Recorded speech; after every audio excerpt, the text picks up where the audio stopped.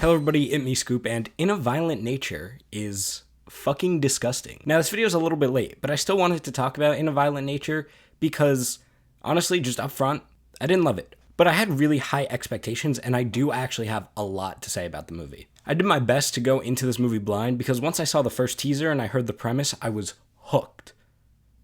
No pun intended. A throwback style slasher film where we exclusively follow the perspective of the killer from an indie studio with a short running time. I mean, sign me up right away. Sadly, this movie doesn't really offer too much besides the gore, and even then, the gore didn't always work for me. In a Violent Nature barely has a plot. It's mostly just you following the serial killer as he stomps around murdering a bunch of teenagers, as they usually do in slasher movies like this.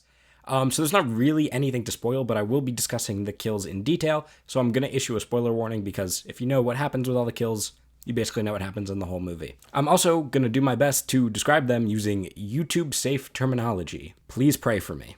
But before we get to all of that, I'm going to be talking about stuff like the camera work, the performances, and the sound design. So first up, we're going to talk about the performances, which honestly, were pretty weak. There's nothing too bad here, it's just that a lot of the dialogue comes out very clunky, which I think is a mix of inexperienced actors and kind of just a weak script. I would like to see all these actors in a more typical film setting before I pass judgment on their actual talent. It's just most of them weren't really working for me. However, I do really like the ranger who shows up towards the end of the movie, even if he really only has like one scene. That guy, his actor just felt really locked in the whole time and he felt really high energy. And it's also just a breath of fresh air to have a character in a horror movie who feels like they know what's going on in the situation and they're like super prepared to handle it. Sound design for this film is also pretty great. Everything sounds very real and gruesome and tactile, which is super important for a horror film. Someone once said, if you want to make a horror film less scary, you cover your ears, not your eyes. And honestly, ever since hearing that quote, I've noticed that it seems to be pretty true. So while what's on screen here is certainly disgusting, it's a lot of those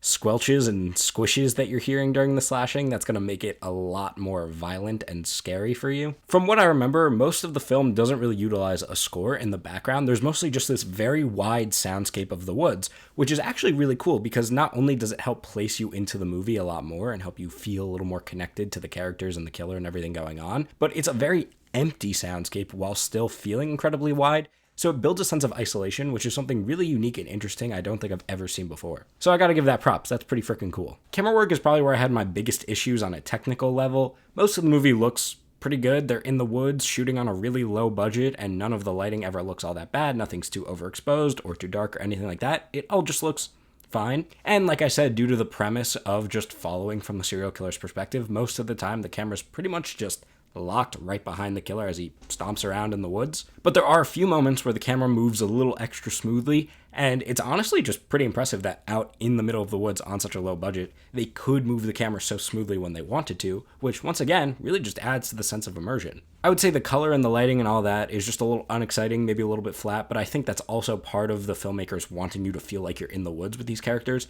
They didn't want any amazing colorscapes or really overly harsh contrasty look like a lot of horror movies have, because that's just not what they're attempting to do here. There are a few moments where the camera does break from the killer's perspective, and I honestly have a kind of a big problem with those moments. Not that there's obviously anything wrong with breaking from the killer's perspective technically, it's just that the premise of the movie is you're following the killer, and in these moments, it doesn't feel like they were doing something to break from his perspective to sort of change the way you're looking at the movie. It genuinely just felt like they couldn't figure out how to fit these scenes into their premise, but they kind of needed them to move the story along. So it feels like they kind of just gave up and stop following their premise for a minute or two. We mainly break from the killer's perspective at the very end of the movie, but I'm going to talk about that later because I don't necessarily dislike it. My thoughts are just a lot more complicated on it. We're going to talk about the ending a little bit later though. First I want to discuss the kills, so let's get to that first. The real meat of the movie, if you will. I feel like at a certain point, we just get to such an absurd amount of gore that it just stops mattering. For a good chunk of the film, I felt really indifferent about the kills, which is like the worst thing you could possibly say, and that's because the pacing of the kills is pretty bad.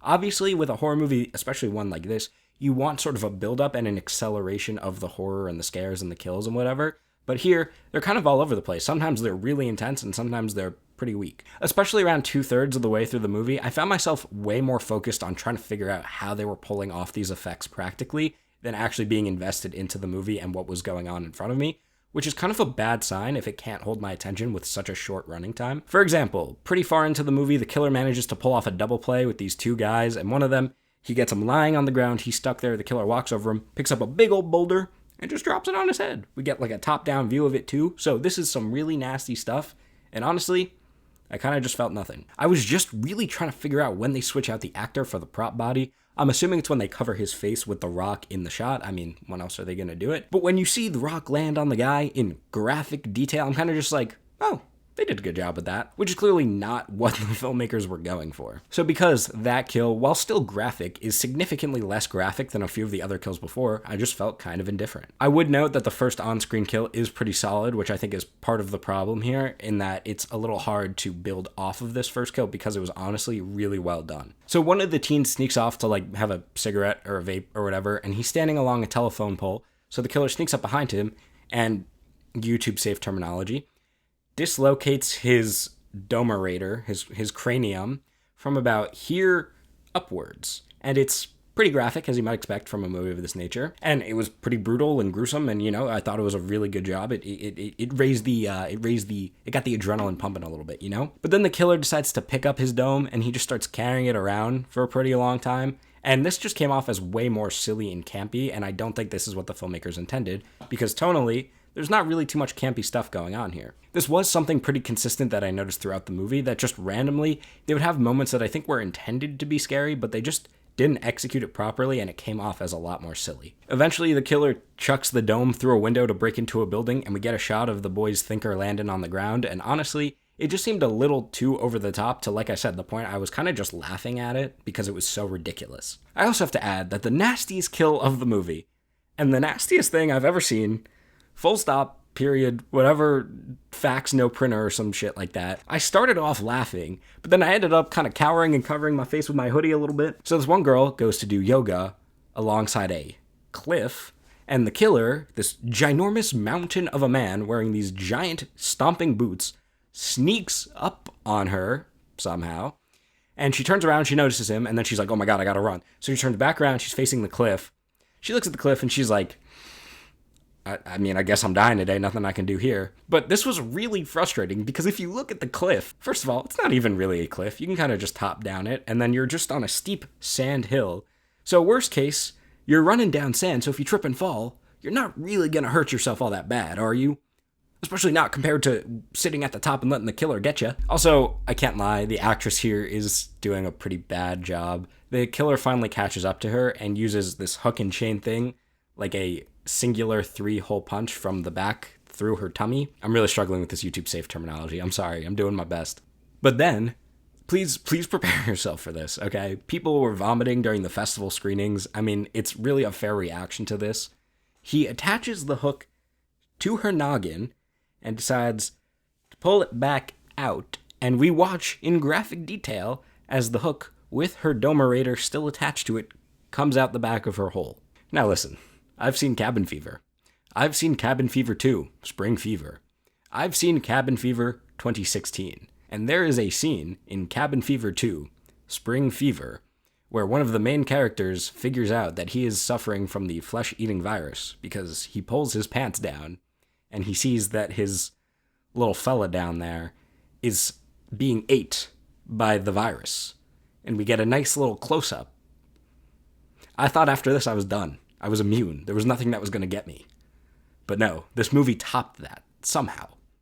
This was disgusting. I kind of have to commend them for it, but at the same time, like I said, I started the scene off laughing because the actress is doing such a bad job, and it's so silly that she refuses to run down this cliff that's not even a cliff, it's just a little sand hill. Okay, I feel like that might have been a little bit of a tangent, but I just had to say, it was a lot. It was really a lot. Hopefully I'm immune now, though. Okay, so with all that said, let's start to talk about the finale, because as you guys can tell from my previous videos, I love talking about the finales of movies. It's always the part I get the most excited for. So there's 2 teens left standing, right? And they come up with this really convoluted plan to catch the killer. And at this point, the plan is so convoluted that I have to assume they're trying to parody other teen slasher movies, which, like I said, very tonally inconsistent with almost everything else going on. So the plan is, it's one guy and one girl. The girl is going to run to this place and activate a trap while the guy gets the killer's attention and leads him into the trap, right? You know, pretty stereotypical slasher movie stuff. So when the guy goes to get the killer's attention, he just immediately gets one shot by the killer tossing a little cleaver thing at him, and he falls to the ground, and the woman just kind of watches in horror and freezes. I mean, pretty fair reaction, IMO. This scene does a full arc from being kind of silly to pretty disturbing to very silly, because she still stands there watching as the guy retrieves his cleaver and just kind of goes at it for about a full minute. So at first he's going at it, I'm like, all right, this is a little silly. Why does he have to do that? And then it goes on for so long that it actually kind of gets to you. And you're like, holy shit, bro. Like, this is disgusting. It's just like this primal rage. It's just, oh my God. But then it keeps going for so long that it loses its effect and becomes even more silly than it was at the beginning. Genuinely, that's almost a little bit impressive. So as the slasher's going at the guy on the floor with his little cleaver thing, the woman decides to just start booking it through the woods, which, once again, very fair response. And the camera breaks from the killer's perspective, and instead we start following her. And in this case, I actually don't have a problem. I think this is pretty great stuff. The sound design as the camera follows her sprinting through the woods is genuinely some fantastic, hair-raising stuff, okay? It's like they stuck a camera in the middle of one of my nightmares. This is phenomenal stuff right here, okay? Plus, the camera following her in this fashion, it's a little bit further than the camera angle we're used to from following the killer, so it sort of makes it feel like the killer's right behind her, even though we know he's a pretty slow-moving guy and she probably did get away from him. So the audience is sort of now in her shoes because they get this feeling that she has, like there's no escaping this evil. Even if she runs away, he'll catch her eventually because he's just on her. But eventually, she does escape, and she makes it to a main road, and this nice stranger lady picks her up and offers to drive her to a hospital. And this scene is really, really awkward because the woman just will not stop talking and trying to comfort the girl who escaped the woods. And she's telling the story about her cousin or her brother or something that was a ranger in the woods who got attacked by a bear, but it was like the serial killer or whatever. So it kind of makes you think the woman's going to turn out to be evil, somehow working with the serial killer, something like that. I know from my description it probably doesn't seem like that, but trust me, when you're watching the movie, it seems pretty obvious. But then the driver decides to stop, and she realizes she has to take care of the girl's wounds before they get to the hospital, otherwise the girl might not even make it, or will very likely at least pass out. So she gets out of the car, she starts tending to the wounds, and the girl's freaking out. She's like, no, we gotta drive, we gotta get out of here, blah, blah, blah. Once again, very fair response from the horror movie character. And as the woman's tending to her wounds and doing whatever, the girl's staring out into the woods, and I think you can see/hear the killer walking towards them. I'm not 100% sure. I was looking pretty carefully, and it felt like you were supposed to be able to see them, although the killer was actually well hidden in a couple of like ambient shots of the woods, which was pretty cool throughout the movie.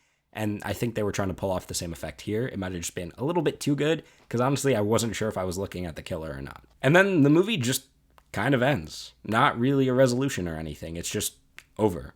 Yeah, sure, sometimes there's a cool way to do an ambiguous ending in a horror movie, but in this movie, when there are quite a few situations where it really feels like the characters should have been able to escape, because like I said, this killer is so slow and so loud, ending the movie on an ambiguous, ooh, maybe they escaped, maybe they didn't, it just feels kind of frustrating. And this feeling of the movie just being over is honestly one of the worst ways you can end a movie, because it's kind of a significant time investment, even as short as this one is. Honestly, with all the inconsistency and poor pacing of the kills, I really feel like this would have worked a lot better as a 20 to 25 minute short film with like 3 solid kills in it. I also think the ending would have worked a lot better for a short film. It's okay to sort of have an it's just over type of ending for a short film, especially a horror short film, but when you're investing a full hour and a half into a movie, you want to feel that resolution. So I'm going to give In a Violent Nature 2 stars, purely based on the quality of its practical effects and its sound design.